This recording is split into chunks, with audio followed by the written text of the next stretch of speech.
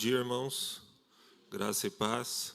Vamos, então, nessa aula, continuar o capítulo 10 de Eclesiastes.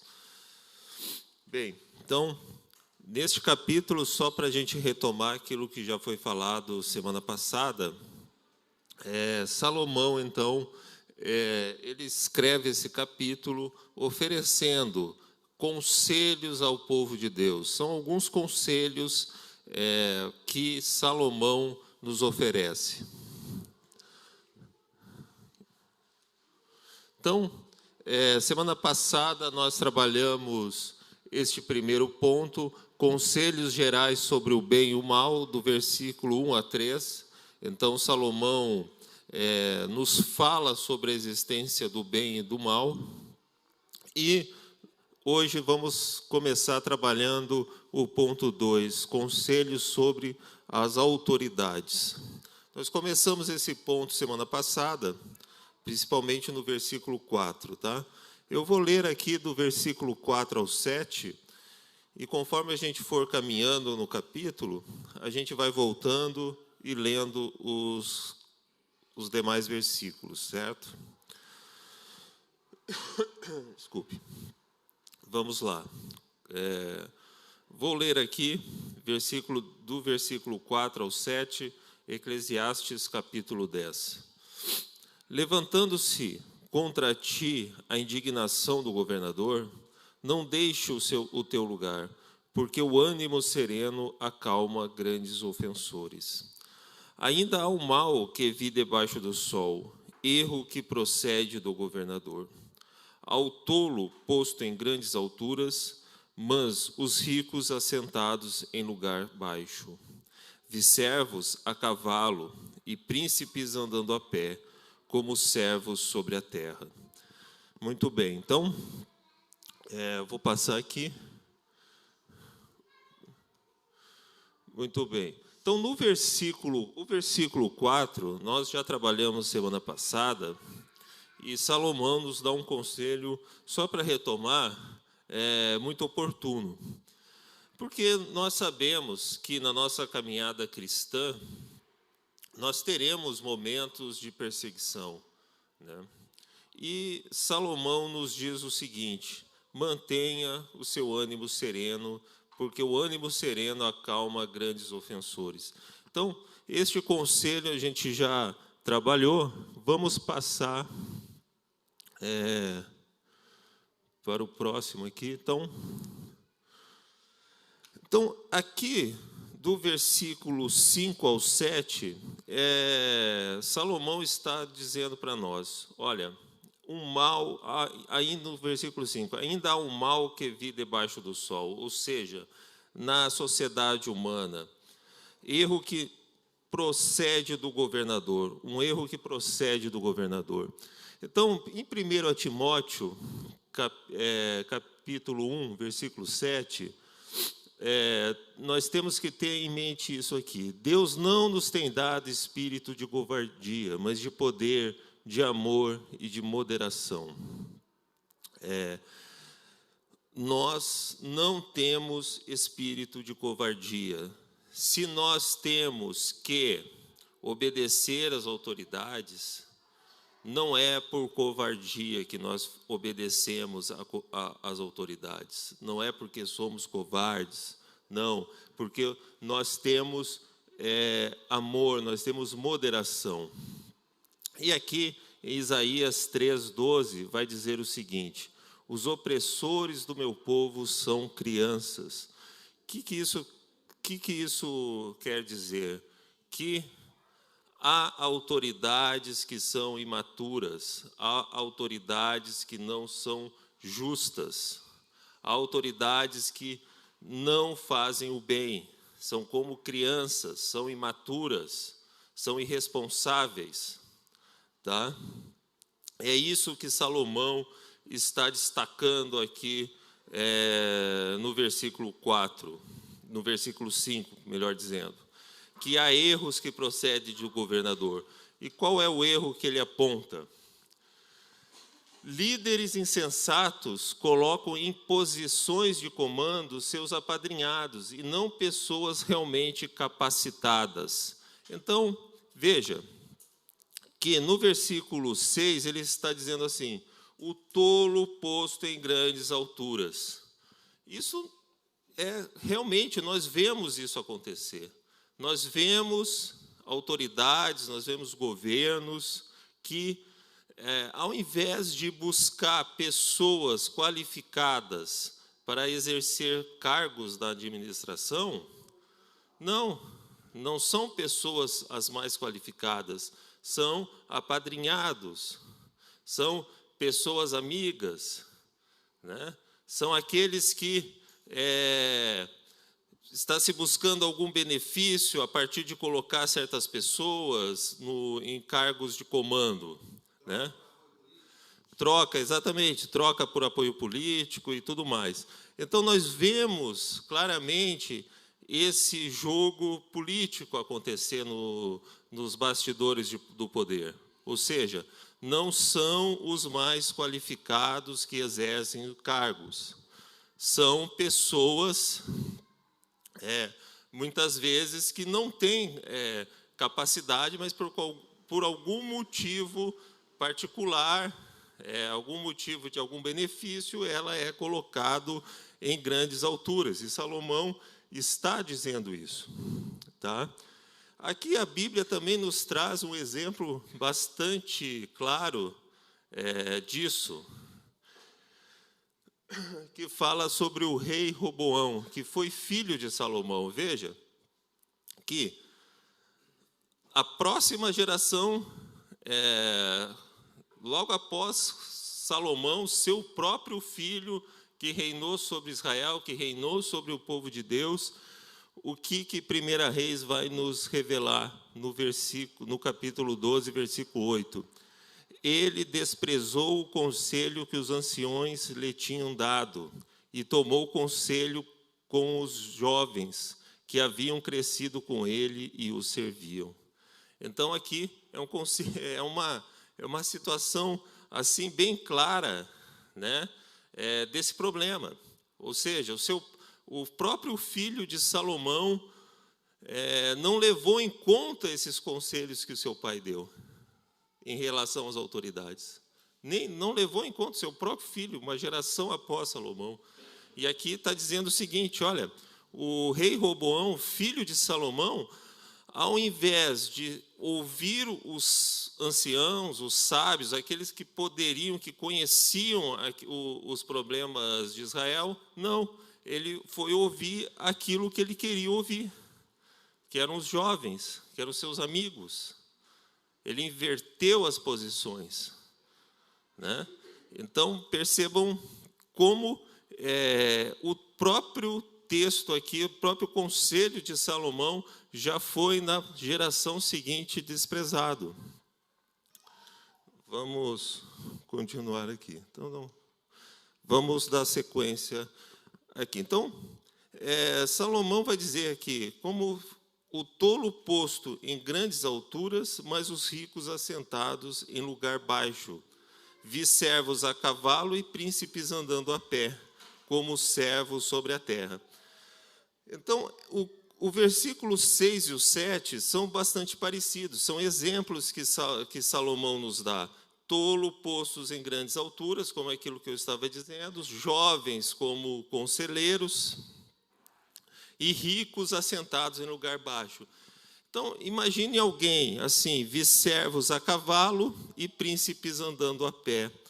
Então, imagine alguém assim, essa ideia de príncipe. Nós pensamos muito príncipe numa dinastia, alguém que já nasce príncipe, mas vamos pensar nesse príncipe, nesse rico, como alguém capaz de fazer realizações. Então, pensando assim, o Daniel, lá na sua casa, como governador do seu lar, né, tem que educar 4 filhos. Tá? Ele tem que pensar na educação de 4 filhos. Aí ele tem a sua esposa, que conhece bastante de educação, que seria alguém que é capaz de realizar uma educação de qualidade, ela consegue realizar, mas ele decide que não, que por algum motivo ele decide que vai entregar seus filhos aí a, por exemplo, uma pedagoga de Paulo Freire, certo? Ou seja, ele tem em casa alguém que é capaz de realizar uma educação clássica, mas ele, por algum motivo, prefere uma pedagogia paulo freiriana, certo? Então, é como se ele tivesse realizando isso que Salomão está destacando. Ele coloca no cavalo, numa posição superior, alguém que não tem tanta qualificação e deixa a pé alguém que tem mais qualificação. É isso que Salomão está dizendo, certo? Então, isso na administração pública digamos assim, bastante característico, certo? Você tem lá, vamos pensar numa secretaria ou no ministério, numa secretaria de saúde. Você pode ter médicos que realmente conhecem da administração de hospitais, que sabem administrar, que sabem realizar um bom serviço, economia, e sabe como gerenciar aqui um hospital. E, ao invés de você chamar essa pessoa para a administração pública, você coloca um político que nada conhece, que nada sabe daquela função, ou alguém que apenas é por conta de um apadrinhamento político. Então, isso acontece a todo momento. Você deixa, então, você coloca um tolo em grandes alturas e um rico assentado em lugar baixo, certo? Então, aqui, vamos pensar esse rico, esse príncipe, como alguém capaz de fazer realizações, obras, ser um bom administrador. E esse tolo e esse servo, aqui nesse caso, pessoas que nada conhecem daquele ofício. Por exemplo, exatamente. Então, veja que eu acredito assim que esses versículos, eles, não sei se alguém tem dúvida em relação ao significado deles, mas é algo que nós vemos no nosso dia a dia. Para quem lida com... Eu que sou funcionário público, vejo bastante isso aqui, certo? Que você também é policial e tal, você pode ver que talvez teu chefe não é aquela pessoa que seja o mais qualificado para realizar aquele serviço, mas ele foi posto lá porque ele apoiou politicamente, ele tem boas relações. Isso é bastante comum, tá certo? Eu lembro quando eu estava na faculdade,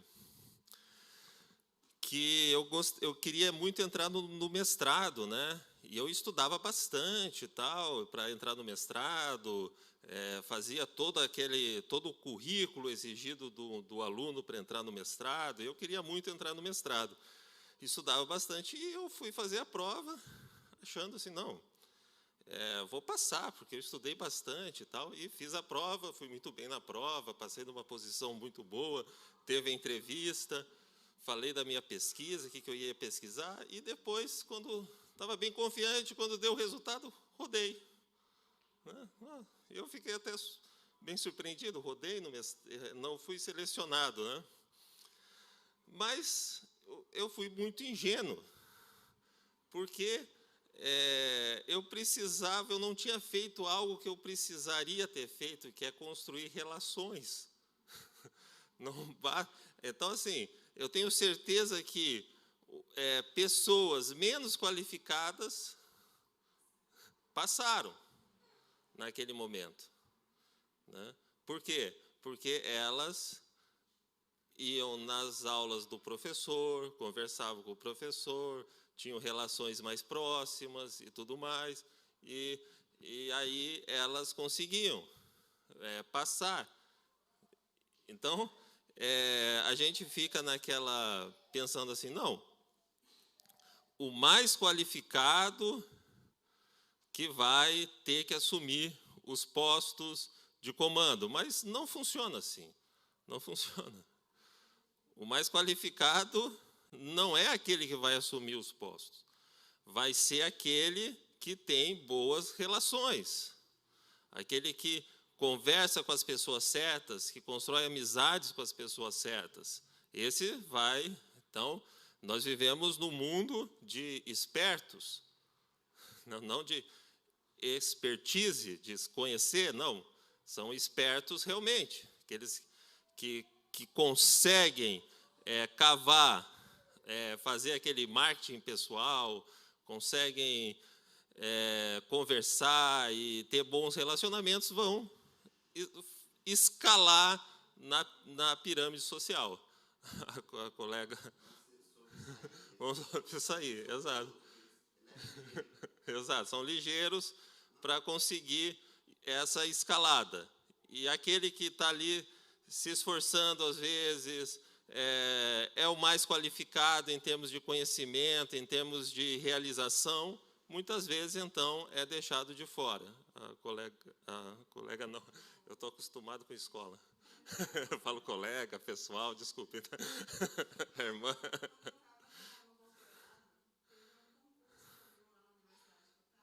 Uhum.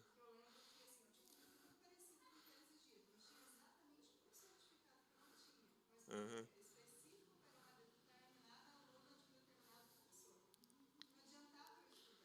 Sim, é. Uhum. Exato, isso é muito comum em universidades, é muito comum isso. Você... Até licitação. Licitação, Eles criam as categorias justamente uhum. sabendo que só essa empresa que eles Uhum. têm um relacionamento vai conseguir entrar nesses critérios, né? Como se Exato. fosse uma coisa aberta, mas na verdade é feita para empresa X. Exatamente. Bem, tá claro essas relações, né, pessoal, né? Não sei se alguém. Uhum. Então é o seguinte, tá, não é aceitável, mas tá a realidade. Mas aqui Salomão, ele estava aqui escrevendo. Veja bem, ele está falando do governador. Ele está falando de uma sociedade onde havia um rei que decidia esses postos, né? Agora, Salomão não estava falando, digamos assim, para uma democracia, tá? Onde, digamos que na modernidade, a base do poder nas constituições é o povo, é a população, que seria a base do poder.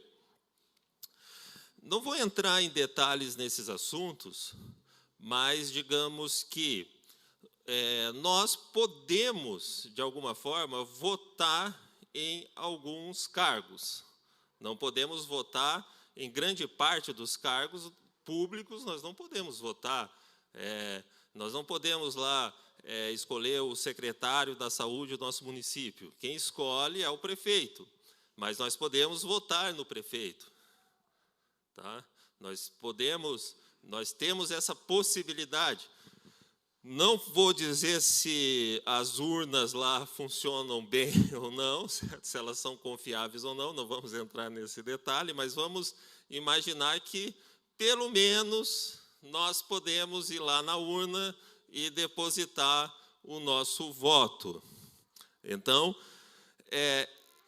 digamos assim, se Salomão via nas escolhas do governador um problema, isto pode, assim, fazendo uma relação, pode ter algum vínculo com as nossas escolhas que nós fazemos nos nossos votos. Tá bem?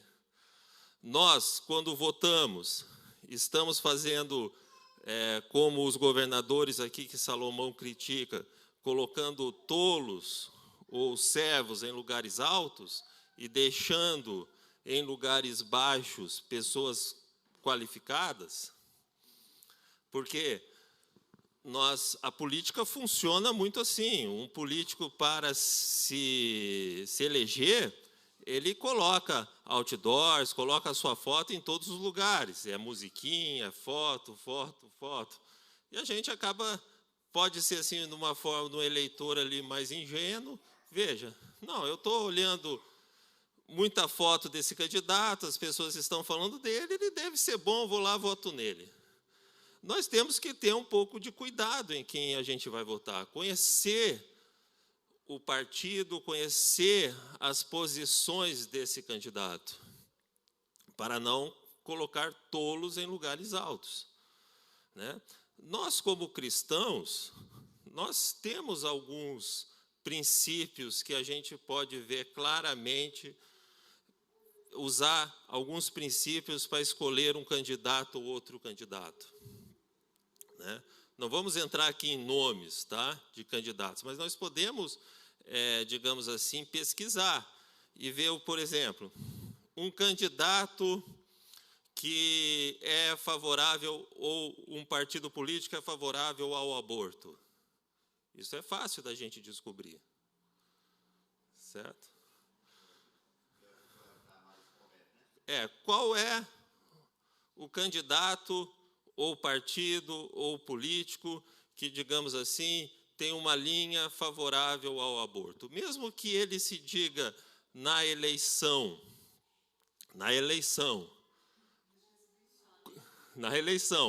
contra o aborto, fala assim, você é a favor do aborto? Não, não sou a favor.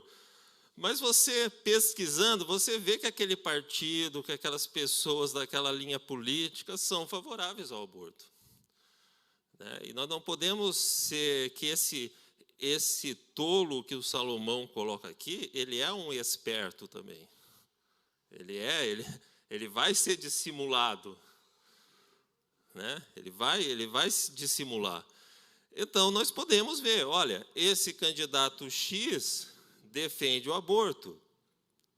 Esse Y, ele já governou, ele diz claramente que é contra o aborto. A história política dele é contra. Então, isso é, digamos assim, uma variável importante.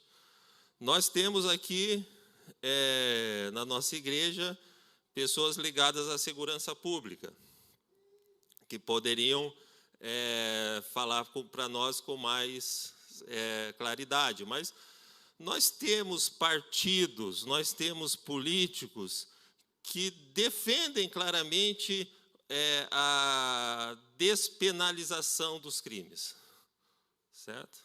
Que os crimes não devem ser tão punidos, certo? Nós temos isso claramente.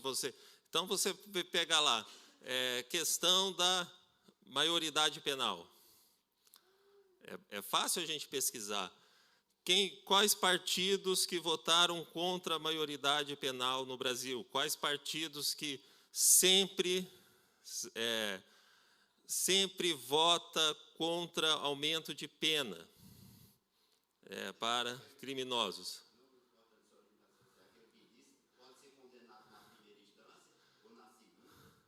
Exatamente, também tem isso. Exato.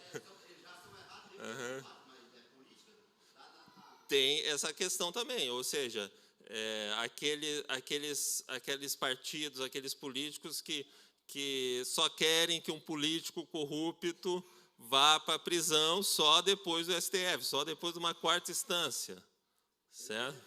Ele fica ganhando tempo, exato, e nunca são punidos.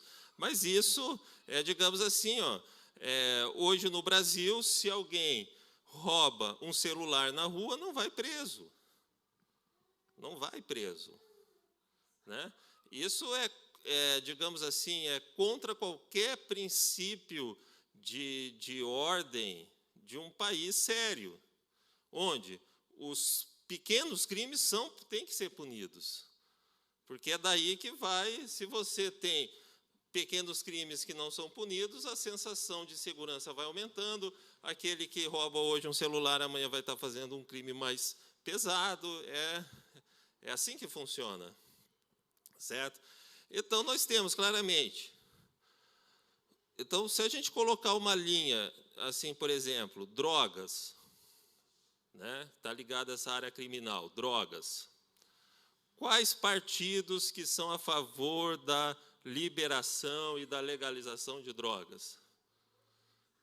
E qual partido, qual pessoa que não é a favor? Certo? Nós temos claramente que a palavra de Deus nos deixa bastante claro. Então, nós vemos o seguinte, olha, as pessoas do mundo, elas podem ser do jeito que elas querem ser, certo? As pessoas do mundo, nós não temos interferência quanto às escolhas das pessoas, mas nós, como princípio, não gostaríamos que, por exemplo, questões de gênero fossem ensinadas para crianças. Tudo bem? Que nossos filhos que precisam ir para a escola, que nós não podemos fazer homeschooling, nada, precisamos mandar nossos filhos para a escola pública. Nós gostaríamos que nossas crianças e adolescentes não fossem ensinadas de questões de gênero, que a escola não entrasse, né, nesses assuntos dentro do ambiente escolar. Mas, e aí você vai ter claramente partidos e políticos que são plenamente favoráveis, assim, ó, que crianças pequenas tenham aulas sobre gênero, crianças muito pequenas, que isso seja assim algo bastante difundido na escola. Você vai ter outros partidos, outros políticos que vão criticar isso. Vão falar que as crianças não é um assunto que a escola deveria abordar. Tá? Então, se a gente for usar alguns princípios que são bíblicos, que são da palavra de Deus, para escolher candidatos, certo? Tirando, digamos assim, porque na política, a política feita assim no cotidiano, essa política que a gente vê, ela é um teatro. Ela é um teatro e, digamos que a mídia, ela vai criar assim certos personagens, a mídia vai criar certos personagens, esse aqui é bom, esse aqui é ruim, não sei, esse aqui você vai demonizar, esse aqui você vai santificar. E os eleitores se perdem nessas imagens, nesse teatro, e votam conforme essas imagens. Mas nós temos que ter critérios para fazer nossas escolhas. Ver qual político, mesmo que a gente não vá com a cara muito dele, certo? Mas esse político, o que ele está defendendo realmente? E esse outro, o que ele está defendendo realmente? O que os partidos, as pessoas que estão em torno dele defendem? Né? Para não cairmos... Hã?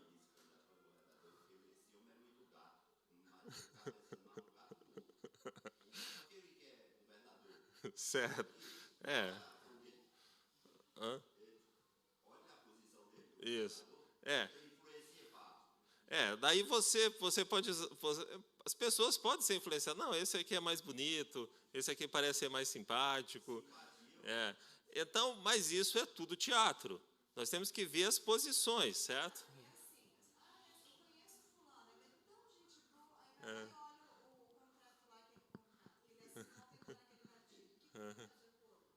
Exatamente. Exatamente. Então, bem,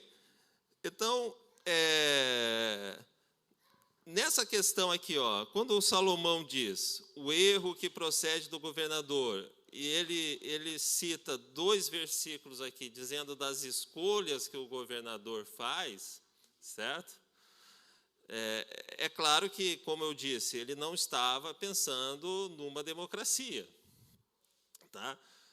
Nós, como cidadãos, nós temos aí, digamos assim, esse voto. Né? Eu não vou entrar se esse voto vai ser contado ou não, mas nós temos. Pelo menos a gente vai lá e digita lá na urna lá um candidato.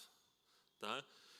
Bem, vamos pelo menos tentar digitar um candidato que, como o irmão disse, em questões morais, ele está mais próximo do que nós defendemos também, como igreja, como cristão. Tá? Mas tem que ter o cuidado, porque na campanha a questão é sempre o seguinte, na campanha eles fazem assim, só para concluir esse ponto. Uma campanha é sempre feita assim, os partidos fazem levantamentos, tá? E aí eles percebem o seguinte: a população está muito preocupada com a segurança pública. Aí todos os candidatos vão falar que vão fazer maravilhas na segurança pública, certo? Mas quando eles entram lá, eles vão fazer a linha que já está traçada pelos partidos, aquilo que eles já vêm fazendo antes. O que eles falam na campanha é uma coisa, certo? Não, na campanha eles podem falar qualquer coisa. Então vamos passar aqui. Agora, esse assunto não sei se alguém quer comentar mais, mas tá? Agora, depois desses conselhos, veja, esses conselhos sobre o governador, Salomão vai nos dar alguns conselhos sobre as nossas ações, sobre as nossas obras, sobre aquilo que nós realizamos. Tá?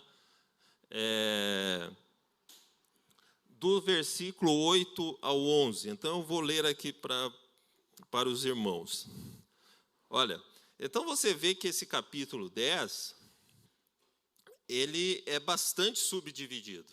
Salomão estava falando aqui de política, ele estava falando primeiro sobre o bem e o mal, questões assim mais filosóficas sobre o bem e o mal, como é que isso funciona, que um pouco de mal pode estragar todo um bem. Ele estava no início falando questões mais filosóficas. Aí depois ele já fala de questões políticas, dá conselhos sobre as escolhas do governador.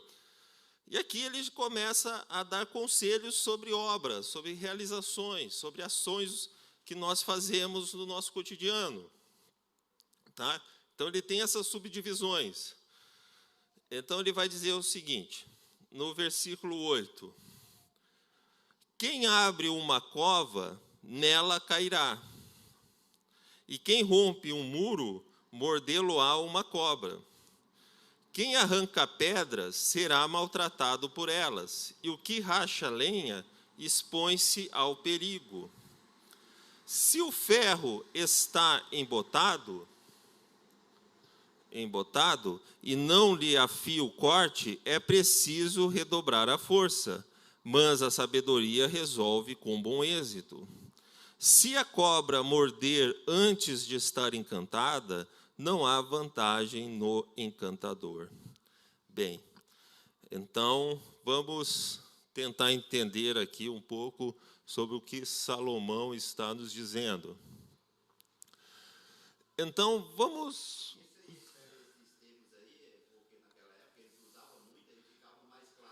Exato, ele está usando exemplos aqui do que encantador de cobra. Não é algo que serve hoje, com certeza. Mas é que o exemplo é uma coisa, mas vamos ver o princípio que esse exemplo está nos transmitindo, né? Qual é o princípio? Né? Porque se você andar pelo centro de Sapiranga, você não vai encontrar lá um encantador de cobra. Talvez ainda há em países árabes, a gente pode, talvez, eu não sei, mas não sei se essa é uma profissão que que deve ter pessoas que realizam esse encantamento, mas ele deveria ser algo presente naqueles tempos, né, que ele está escrevendo, o encantador de cobra, né? Vamos só aqui. Então, Colossenses, capítulo 3, versículo 23, nos diz o seguinte: tudo quanto fizerdes, faze-o de todo o coração, como para o Senhor e não para homens. Então, esse é, digamos assim, um princípio para as nossas ações, né? Que muitas vezes é difícil, claro, é difícil, você, tudo quanto fizestes, faça como para o Senhor, né? Muitas vezes a gente, no trabalho, no nosso dia a dia, lavando a louça lá, você tem uma pilha de louça lá, e você vou lavar isso aqui como se fosse, você está lá chateado, lá, puxa, esse monte de louça. Mas é um princípio que a gente tem que pensar sobre ele, quando nós estamos fazendo qualquer ação, fazer para o Senhor aquilo que nós temos obrigação de fazer, né? Geralmente, nós não gostamos de fazer as coisas por obrigação, fazemos de má vontade, às vezes.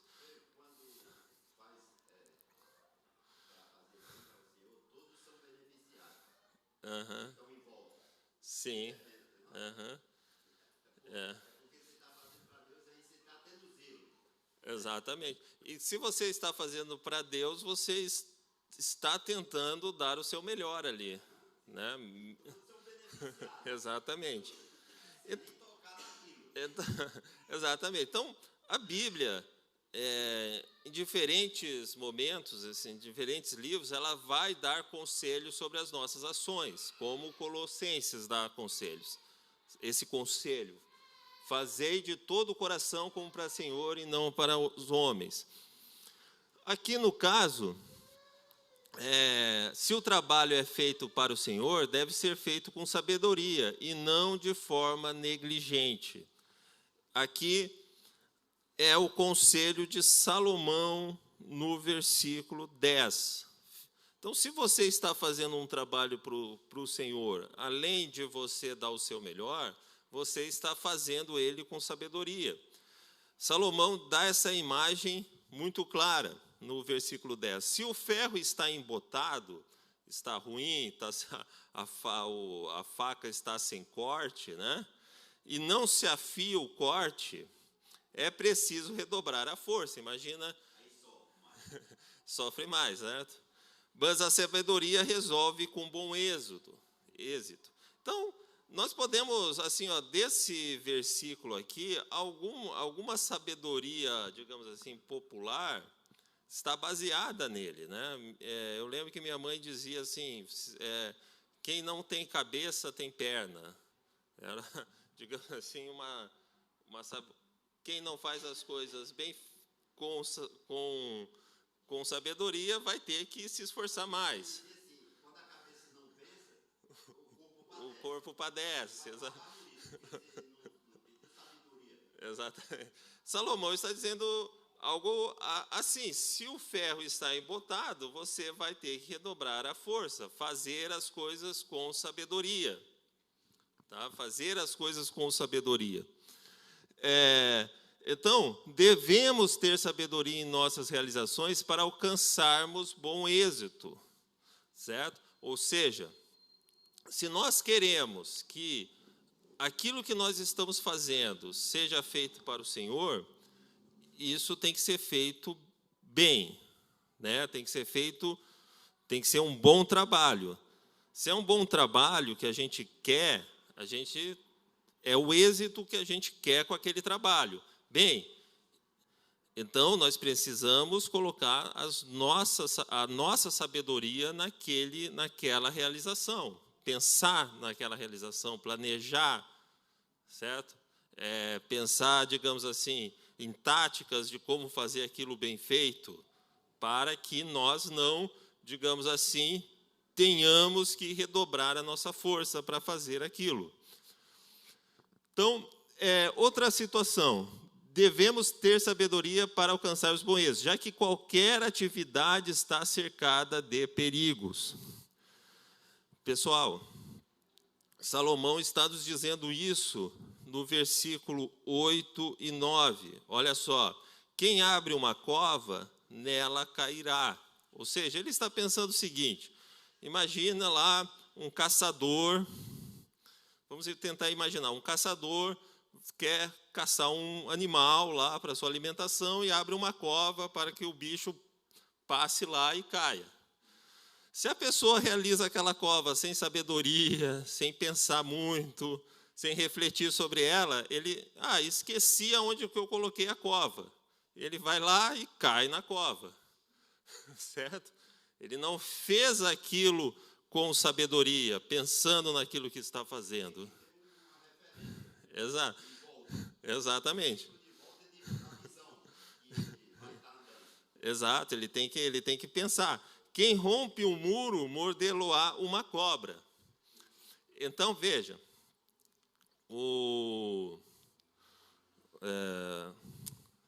agora me fugiu o teu nome, é Gabriel. Desculpe. Mas o Gabriel mora lá numa área mais afastada, certo? Digamos, ele tem lá... e tem um muro ali, uma divisão no seu terreno, certo? Tem um mato e uma divisão ali, um muro. Se ele pensa assim, esse muro aqui, eu quero um terreno assim, sem esse muro, sem essa divisão, assim que me dê uma visão mais ampla aqui do terreno. Muito bem, ele vai lá e tira o muro. Só que o muro estava impedindo que cobras entrassem na sua casa. O muro tinha uma função prática. O muro tinha uma razão de existir. Só que ele não pensou nessa razão do muro existir. Por que aquele muro existe? Ele não imaginou. Ele foi lá só, eu só quero ter uma visão mais ampla aqui do terreno. E foi lá e tirou o muro. Só que aquele muro estava impedindo de cobras entrarem. Então, Salomão está nos dizendo o seguinte, olha, você vai fazer uma realização, se você tirar o muro, mas pense, tem que refletir, tem que pensar com sabedoria, por que esse muro foi colocado aqui? Quem construiu esse muro, construiu por quê? Né? Então, está lá, vamos fazer uma obra na minha casa, né? Moro num apartamento, eu queria deixar, muito comum, né? Deixar a cozinha assim, mais integrada com a sala, né? Não temos arquitetos aqui, né? Só estou dando exemplo. Né? Aí você vai lá, que legal, vou deixar. Só vai lá, marreta lá, contrata um pedreiro, marreta lá, e o apartamento, o teto afunda. Por quê? Porque aquela parede era uma parede de sustentação do apartamento. Né? A pessoa pensou em deixar a coisa esteticamente mais bonita. Só que ela não pensou por que existia aquela parede, se aquela parede era uma sustentação. Tá? Bem, não sei se tem dificuldade, todo mundo... Alguém pode pensar vários exemplos aí, certo? Tá bem. Então, quem arranca pedras será maltratado por elas, e o que racha lenha expõe-se ao perigo. Então, Salomão está sempre nos dizendo, olha, toda ação tem certos perigos, certo? Não precisamos fazer nossas realizações com sabedoria. Então, uma coisa que Salomão está dizendo é o seguinte, não podemos ter confiança excessiva em nós mesmos. Tá? Por quê? Digamos, eu faço esse trabalho há bastante tempo, eu tenho confiança que eu sei fazer, mas temos que sempre pensar exatamente no que estamos fazendo, como estamos fazendo, por que estamos fazendo aquilo, né? E ter cuidado nas nossas obras, cuidado nas nossas realizações. Então, Jeremias 17:7, bendito o homem que confia no Senhor, bendito o homem que confia no Senhor. Ou seja, ele não está dizendo, bendito o homem que confia em si mesmo, né? Se eu fosse aqui, se a nossa escola dominical fosse uma aula de coach, né? de motivação, né? A gente estaria dizendo assim, confie em você mesmo, você vai conseguir. Não, confia no Senhor. Ou seja, antes de fazer, vamos orar, vamos pedir sabedoria a Deus, vamos pensar naquilo que estamos fazendo, vamos confiar no Senhor, ter certeza que Deus vai nos ajudar nas nossas obras, naquilo que precisamos fazer, tá? E não somente confiar em si mesmo.